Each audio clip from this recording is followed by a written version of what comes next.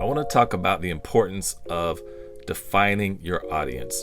Within marketing, that's one of the most important things you can do. For one, if you're spending any kind of advertising dollars, if you don't have a clearly defined audience, then you are throwing away most of your advertising budget. You want to be very specific on who your audience is. So for example, like I'll ask clients, well, who are we targeting with this campaign, or who's your customer? And a lot of times what I'll get is something very generic, like, well, we want everybody to buy it, or our product is for everybody.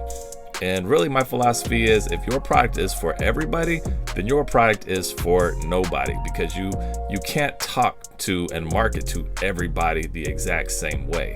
So what you want to do is take a step back and be like, who is like the main audience, or even break it down to an individual. Like, this is the kind of individual that I want to purchase my product or service. Sure, everybody can buy it, everybody can have access to it, but I'm creating this product or service for this specific purpose to fit this specific need, and this specific audience or population has the problem that I'm addressing through my marketing, through my product, through my service. So it doesn't mean that you're completely ignoring everybody else, but in a sense you kind of are, because you do need to have that tunnel vision.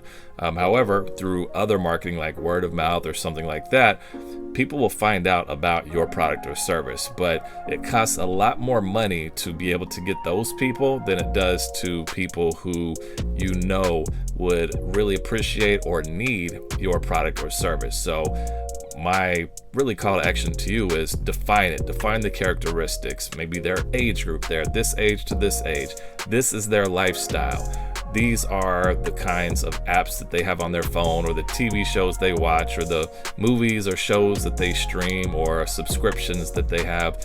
Really get into defining who this audience is. And when you do that, you'll be able to tie everything together a lot better. Understanding how they talk, what their vernacular is. It will help you communicate, whether it's email or social media posts. And then once you kind of have that core audience, if you want to expand kind of to a secondary or tertiary audience, assuming that your time, budget, and resources allow, then you can kind of reach into those. But first and foremost, start with that nuclear audience, define who they are, and go after that audience. So that should clear up a lot. If you're not doing it this way and you still want to leave the door open for everybody's my audience, it's time to close that door and get focused on who your audience really is.